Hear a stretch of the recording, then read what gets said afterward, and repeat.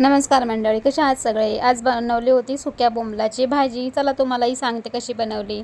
सगळ्यात पहिल्यांदा मी हे सुके बोंबील थोडे कट करून घेतलेत आपल्याला पाहिजे त्या आकाराचे आणि त्याला तव्यावरती भाजलं आणि भाजून झाल्यानंतर गरम पाण्यामध्ये त्याला भिजत ठेवलं आहे, कारण त्यातली काही घाण वगैरे काय असेल ते सगळं निघून जाईल म्हणून.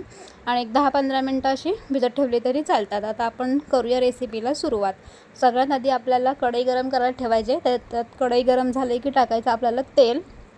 तेल गरम झालं की मग टाकायचा कांदा थोडा फ्राय करून घेतला की मग टाकायचा आपल्याला त्याच्यात टोमॅटो पण थोडं मिक्स करून घ्यायचं, थोडं मॅश होईपर्यंत, बारीक होईपर्यंत. आणि त्यात थोडंसं मीठ टाकायचं. नंतर टाकायचं आपल्याला लाल तिखट 2 चमचे टाकायचं आणि 1 चमचा टाकायची हळद टाकल्याच्यानंतर आपल्याला टाकायचं आहे मी कांदा लसूण मसाला टाकला होता थोडा, आणि 1 चमचा धना पावडर टाकली आणि थोडासा चिकन मसाला टाकला होता. तुम्हाला नसेल आवडत तर नका टाकू.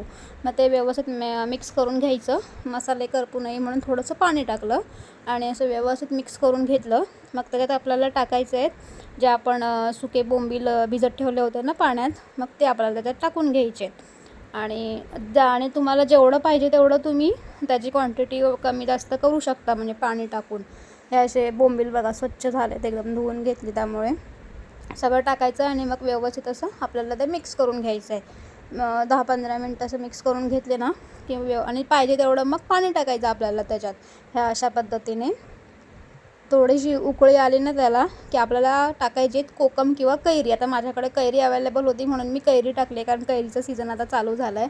तुमच्याकडे नसेल तर तुम्ही कोकम टाका आणि ते पण व्यवस्थित असं मिक्स करून घ्या. आणि फायनली रेडी झाली आहे आपली सुक्या बोंबलाची भाजी. कशी झाली आहे आणि तुम्ही कशी बनवता तेही मला नक्की कळवा. चला भेटूया नेक्स्ट.